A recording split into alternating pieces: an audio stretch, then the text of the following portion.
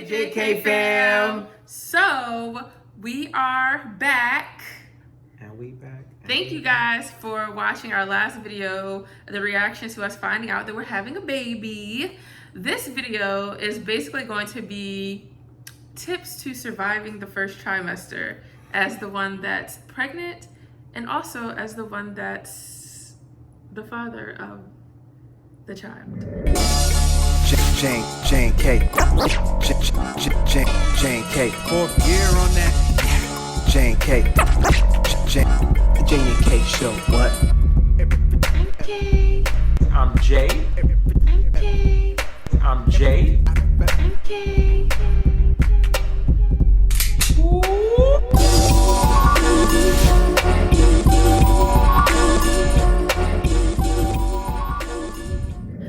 Pray church, pray. Pray church, pray. So I'm going to give you a few tips, a few things to help you survive the first trimester. I'll explain my experience about it a little bit. Before we get started talking about that, make sure that you hit the subscribe button, hit the bell. Hit the bell so that you get notifications when we post. We're going to be posting a good amount of updates on this journey, along with some of the other types of content that we typically post. Yeah, so stay tuned. Okay, so before we get started on the tips, thank you guys so much for all of your congratulatory remarks. Thank you guys for commenting on Facebook and Instagram and here on YouTube, texting, calling, all that stuff. We really appreciate it. We did make a video about this, but last weekend we did find out that we are having a, drum roll please, A girl. we're having a girl. We did a Zumba style gender reveal. So one of my very close friends / Zumba partner and another one of our Zumba partners, they knew what the sex of the baby was and they put together a routine to Who Run the World. So once the music came on, like I taught my Zumba classes, and once that music came on, we kind of knew that it was a girl. Jason's excited that it's a girl. He said he's tired of being the only girl in the house, only male in the house, sorry. He's tired of being the only male in the house, but I mean, he makes girls, so that's what we got. I don't just make girls. I make girls crazy.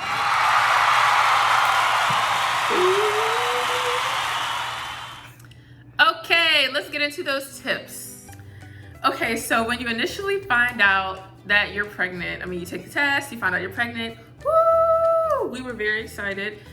We weren't like trying to have a baby, but we weren't like against it either. We wasn't trying to have a baby. No? I couldn't tell how she couldn't stay off me. Anyways, what was I saying? Okay, so super excited. I found out I was pregnant at about 5 weeks. I was just about to go to DC on a trip and I found out I was pregnant, went to an appointment. Then I had to come back because it was super early, so they couldn't really see much. I decided I wanted to have a midwife instead of my OB, so the next appointment was with my midwife. I'll do another video on why I chose to go that route and do a home birth instead of a hospital. Yeah, so when I initially found out, I was excited, but then like the first symptom I felt was being exhausted AF. Like, I was so tired. I was super tired before I even found out, like could not get it together, like whatever. So, but once I found out I was pregnant, I was like, okay, it makes sense. So that lasted until about week 7, end of week 7, beginning of week 8. I believe the beginning of week 8 is when the nausea started and it just stopped and I'm in week 14. So people say, oh, morning sickness. No, morning sickness, afternoon sickness, evening sickness, midnight sickness. Like the nausea was nonstop. So I'm here to give you some tips on how to get through that part. All right, so some of the things that I did for nausea. First, I didn't know what to do. I hate being sick as it is. Like, I hate throwing up so much. yeah, I didn't throw up that much. I only threw up twice. Once while driving the girls to school, like literally on the highway, and the other time She almost swerved in front of a truck. we were coming home and I was like holding it. We were at the store or something. I made it home and I threw up. But I was nauseous the whole time. But I was still happy. I won't try to complain. We'll get into the emotions part later. But so some of the things I did not have a lot of cravings, but I had a lot of aversions. So there's a lot of things that I did not aversions. Okay, I never heard of that. Yeah, there's things that you don't want. So there's a lot. I didn't want to eat anything. Always acting like she about to throw up. Can't eat. We don't know what we want to eat.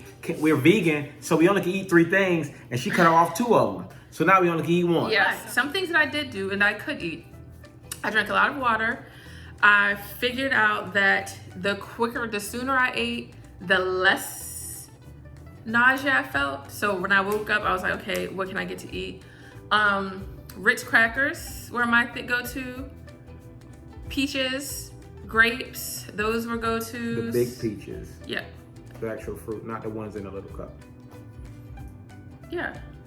I feel like that was a perfect time to say that. Keep going. But what was crazy is the things that she felt like she couldn't eat, she low-key could eat when she actually put it in her mouth. But I guess because of the thought of it, she was like, no, I can't do it's like this. once I started, like, so that's the thing. Even if you feel nauseous, still try to make yourself eat. Like, still try, because you may like you may be like, okay, I feel okay. Like, you may be able to actually eat it. Oh, ginger ale, because ginger apparently helps to settle the stomach. It does. Some people told me about like ginger candies, but I never found those. But I did find I'm gonna say, yeah. Oh. They're called Preggy Pop Drops. Hate the name of it. Hate the labeling and everything, but I got them. They were at Target. It comes in a little container. It's hard candies. They're different colors. Those helped. Like, those helped. Like, if I was really nauseous, like, and I ate one, like, I would be good for a little while. Exercising made me feel better. When I first found out, I did try to still do my little home workouts, like my 8-minute abs, 8-minute buns, and all that, because I wasn't really going to like my boot camp classes anymore. I still had the dumbbells, so I was doing stuff like that. And when I first found out, I would try to walk, and then I was still teaching Zumba, of course. But as time went on, because of all the nausea, like, I still tried to force myself through it, but I really mainly only exercised like when I knew that I was going, like Zumba was the thing. Like, I didn't go to the boot camp classes because I felt like that would be a lot. But they do say that if you were active and worked out before pregnancy, it's okay to keep doing it. It's good for you. It's better for you. It's better for the baby. So I'm still active. I plan on teaching Zumba as long as I can until she comes. So that's my plan. Okay, I'm 13 weeks and 5 days. So on Monday, I will be 14 weeks. My midwife agreed that I'm in the 2nd trimester this week. But anyways, so another thing that another thing that I loved was taking baths. Like, dirty.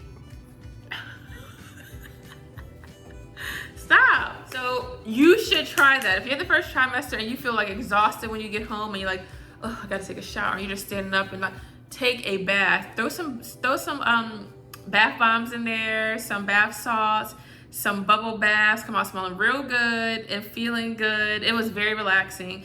Jason said that I was getting myself ready because I'm doing a home water birth. Another vlog for that. So that's another tip that you can do if you're in the 1st trimester to help you out. I guess I'll talk about the apps after I talk about it. So another thing that I had to deal with, maybe not for everybody, but for me, it was like my emotions and how that affected things, I guess. So I am happy that I'm pregnant. I was happy that I was pregnant. I was super excited, but it was real. Some days you may be sad, you may feel like you're alone. A lot of people talk about postpartum depression, but I don't really hear many people talk about prenatal depression. I feel like it's a thing. I wouldn't say I was depressed, but I've been depressed before, and I felt very close to that. I just wasn't feeling it. Like, it didn't feel good. Our relationship didn't feel good in the beginning because it was hard for me to live life how I was before. Now, maybe it may sound dramatic to some people, but this was real. This is my truth.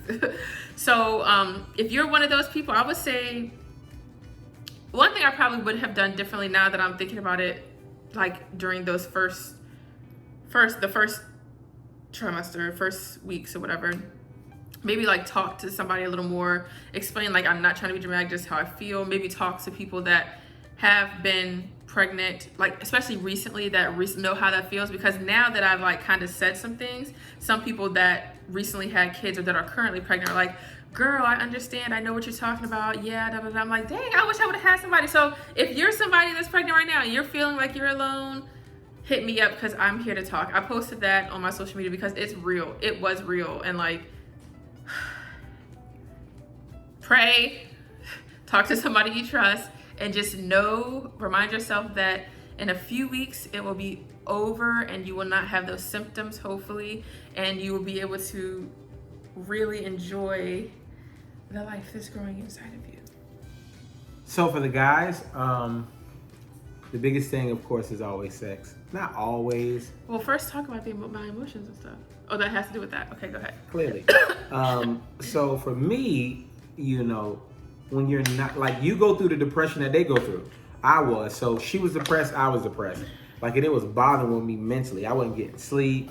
And not being able to sleep was real. It's but like, go ahead. But yeah, like, it was tough, man, because for me, it wasn't so much about the sex, but like for those that are science majors or deal with any kind of science, guys need sex. Not that they want it, they need it. The body does over, I don't know how many sperm like per second or something. And anyway, guys need it. So I'm looking like. Let me chime in when I can. So I'm looking like, so eventually I'm getting backed up and I'm getting angry. And I'm finding myself being angry. I'm finding myself being stressed. I can't go to sleep. I'm having horrible dreams, y'all, like horrible dreams. And somebody be like, well, you know, and this is a simple show. But I say, well, all you have to do is go in the bathroom, man. Like, it's different. I don't know. It was just like I was losing. And I wasn't thinking about sex during this time. Like, I didn't feel good mentally or physically. So like. And I tried to be, and as the husband, I tried to be, you know, understanding that. So I didn't say anything, but I was struggling. I was depressed, and then you know, you low key, you don't lose your best friend, but she has a lot going on. I can't help her. I don't know how to help her, because the time I want to help her, she don't know what's going on with her. I kind of know what's going on a bit because I see my ex-wife deal with it. But even then, a woman is a woman, and you just don't know. And every woman's different. Every woman's pregnancy is different. Everybody different. And the heart behind it is like, hey, I want to help. I want to help. I want to help. Like, how I just don't touch me. Don't be bothered. Like, I would try to this stuff like this. She'll be like, and I'd be like, and it would hurt my feelings. Aww, and I'd be like, and then I'd be like, well, dang. Like, you know, if I touch her leg, or did she mark me? If I touch her leg, none of this was happening. None of it. Like, she wouldn't touch me. She wouldn't do none of that. Like, so I'm laying in the bed, like, she didn't want me to rub on. Normally, she liked me to cuddle her. She didn't want me to cuddle her. So, but she wasn't cuddle with me. Like, she wanted me to turn over, and she cuddled me from the back because they help her. But I'm like, you know, I can't do nothing. So I'm like stressed. I can't. So how did I get through this? So guys, you got to be patient. You said you were backed up? No. So pleasure yourself. You know, you gotta, that doesn't always work because it's not the real thing. So how do you get through it? You can often get impatient and selfish in this season, and you gotta catch yourself, because you'd be like, well, if she's not giving me what I need, I can subconsciously just not give her what she needs. I know she needs that affection. I'm not giving her nothing because she ain't giving me nothing. You have to do the same things that you was doing before. If you're being caring, you gotta be caring. Even if you're being shot down from what feels like a sniper rifle, doesn't matter. You make sure that you're being patient with her, because she don't know what's going on with her, and she's going through a lot of stuff, and you just got to be patient. So guys, be patient, figure out what's going on with her, do nice stuff. I'll say this, and I started to do this towards the end. I failed, but I started to do this toward the end, and she didn't even know it. I started to re-date her again. So I started to randomly say, hey, babe, I love you, random text. little stuff But like you were that. doing that. You do that anyway. I know, but I had fell off. That Yeah, you I felt did. like. Wow. I start random texting, different things like that, just to say, hey, good morning, how you doing? I love you. Just so that I can start redating her again, because she's turned into a brand new woman. So I got to do the same process that I did to get her. Okay, I think this is the last tip, unless I think of something while I'm talking. But another thing that's helped me is to get some of the apps, the pregnancy apps. So the ones I have, excuse me, on my phone are Baby Center, The Bump, What to Expect, and Ovia Pregnancy. That's 4 apps. No, this is not an ad, but I mean, The Bump hit me up. Shameless plug. The Bump is probably my favorite one. I don't even know why. I think this is the one that lets you choose if you want it to compare the app to compare your baby to like a fruit or to like movie props, stuff like that. I take weekly pictures, so every Sunday, like on the new a new week. I mean, every Monday it starts a new week for me. So I take a picture, and it allows me to store the pictures on here so I can see like how my bump growth throughout the week.